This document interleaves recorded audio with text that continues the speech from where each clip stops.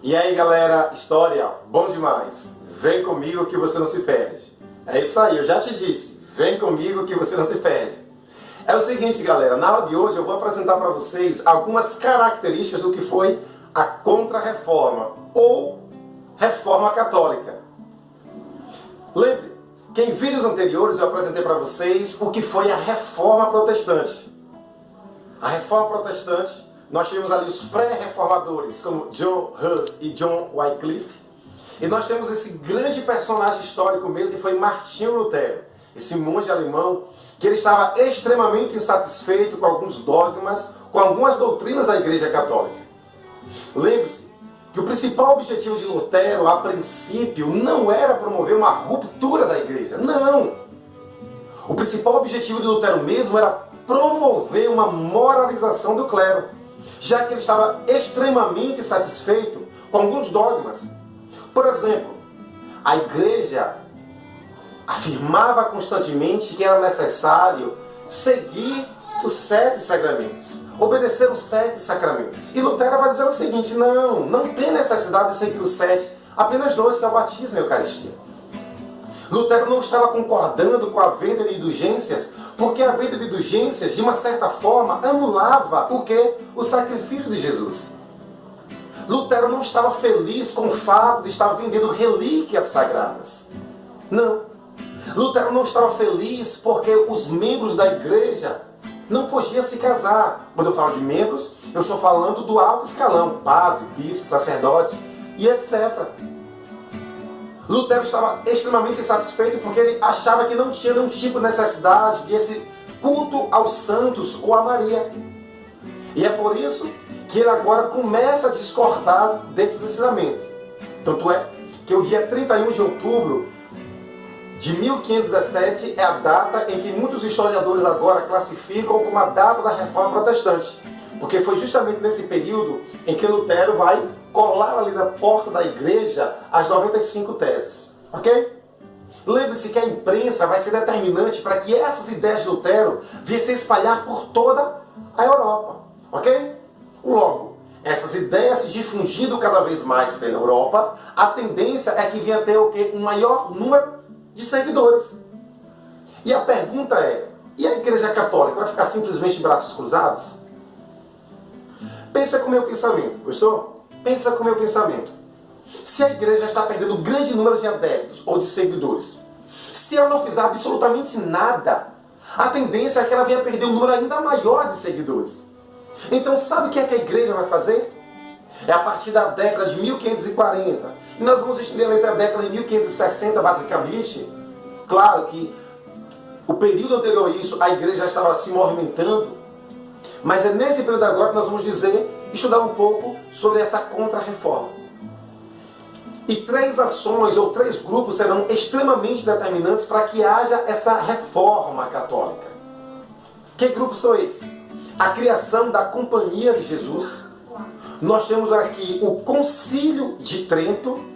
E nós temos também o que? A Inquisição. Ok? O Santo Ofício ou a Inquisição. É o seguinte, logo nos primeiros momentos, nós vamos observar o quê? A questão da criação da Companhia de Jesus, que tinha como principal líder ali, que é Inácio de Loyola, que era um militar. Logo, a estrutura dessa companhia era o quê? Extremamente o quê? Militarizada, hierarquizada. E o objetivo dessa companhia mesmo era promover, de uma certa forma, uma moralização, era promover uma catequização, certo? De grupos de pessoas que até então não eram seguidores. A Igreja Católica, ela estava perdendo muitos seguidores na Europa. Então a Companhia de Jesus vai agora, intensificar essa catequização ou moralização da Igreja aqui na Europa. Mas ela também terá uma função determinante de quê? De propagar o catolicismo em outros continentes. A citar, por exemplo, a América. Lembre-se que a América recebe esses primeiros europeus a partir de 1500. Então era necessário que esses povos nativos aqui ouvissem a palavra de Deus. Então vem para a América também. Nós vamos observar, já que a Ásia existe um acesso direto agora à Ásia. vai ser propagado para a Ásia também, e nós temos também na África, ok? Então a Companhia de Jesus vai propagar cada vez mais por diversas partes do mundo esses ensinamentos católicos, esse catolicismo. Pronto, nós temos a Companhia de Jesus e nós temos agora também o Concílio de Trento, que foi realizado de fato na cidade de Trento. Nesse Concílio de Trento nós tínhamos o quê? Uma reunião da alta cúpula da igreja e alguns teólogos também do protestantismo, certo? Era uma tentativa de observar, de reavaliar quais eram os dogmas, as doutrinas da igreja, para não acontecer no presente o que aconteceu no passado. Então é a partir do Concílio de Trento que basicamente essa venda de indulgências vai ficar de lado, e isso de relíquias também, vai ficar cada vez mais de lado.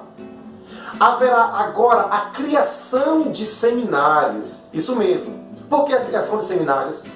Para impedir que esses cargos eclesiásticos pudessem ser vendidos. Lembre que um principal motivo da insatisfação da população era justamente o que? A venda desses cargos eclesiásticos. E a igreja agora vai criar seminários, ok? Lugares para que as pessoas pudessem, de fato, estudar e serem pessoas preparadas para assumir este ministério, ok? É no Concílio de Trento que vai reafirmar os dogmas. Ou seja, aquilo que Lutero falou no passado, de que não tinha necessidade de culto a Maria, continua. Lutero falou que os líderes da igreja poderiam se casar, e nós afirmamos que não podem se casar, os padres, bispos, etc. Ok? Lutero falou sobre os cultos aos santos, deve permanecer também. E também vai ser o que agora atualizado ou criado o Index. O que é o Index, Gilberto? É nada mais nada menos do que, de uma certa forma, o que uma coletânea de livros que eram proibidos para que qualquer seguidor do catolicismo fizesse uso. Então você que é católico, naquele período, se você fosse fazer uso de algumas obras literárias e filosóficas naquele período, você era proibido. E se você, porventura, desobedecesse, você teria um grande problema. Ok? Então nós temos o quê? A Companhia de Jesus, nós temos o Concílio de Trento e nós temos agora também o Santo Ofício ou a Inquisição, que é nada mais nada menos do que uma perseguição a todos aqueles que se desviavam dos ensinamentos dos dogmas católicos e fossem adeptos desses ensinamentos do protestantismo. Então, se você fosse um seguidor do protestantismo, você estava em maus lençóis. Você poderia ser perseguido. Você poderia ser condenado à morte. Bastaria apenas alguma suspeita e você poderia ser torturado, morto e etc. E grandes ícones da história mundial sofreram na pele este problema. Por exemplo, Galileu Galilei, um cientista. Ele se apropria dessas ideias de Nicolau Copérnico, como vocês conhecem um pouco mais sobre o Renascimento, que naquele período a igreja dizia que quem estava no centro do universo era a Terra, ou seja, o geocentrismo. E Galileu vai dizer o seguinte: não, a igreja está enganada. Por muitos anos a igreja está dizendo que é o geocentrismo, mas está errado, porque quem está no centro do universo é o Sol, ou seja, o heliocentrismo. E a igreja vai dizer: não, Galileu está dizendo que nós estamos mentindo, que não é a Terra, nós não aceitamos essa afronta. Galileu, você vai ter agora que renunciar às suas ideias, porque senão, você já sabe, você vai pagar caro. E a igreja começa a perseguir Galileu, tanto é que basicamente ele renuncia às suas ideias para não ser perseguido por essa Inquisição. Prova disso é que no ano de 1992 o Papa João Paulo II, ele reconhece publicamente os erros que a igreja cometeu e pede perdão pelas suas atrocidades, por suas perseguições. Isso vai mudar alguma coisa? Não, para as pessoas que morreram. Mas é uma forma da igreja dizer, de fato, nós erramos muito, ok? Pronto, nós temos aqui a Inquisição.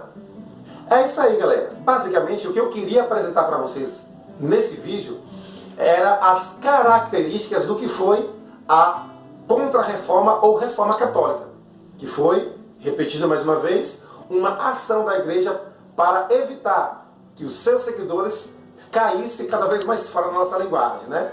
Que deixasse o catolicismo e aderisse uma outra denominação ou outros dogmas religiosos, ok? Se você gostou do nosso vídeo, galera, não esqueça de se inscrever no nosso canal. História é bom demais, ok? Não só se inscreva, mas ative o sininho também, para que todas as vezes que nós fizermos uma publicação, que você seja notificado. E lembre-se de um detalhe. Que detalhe é esse? Vem comigo que você não se perde, ok? Tchau, tchau e nos vemos no próximo vídeo.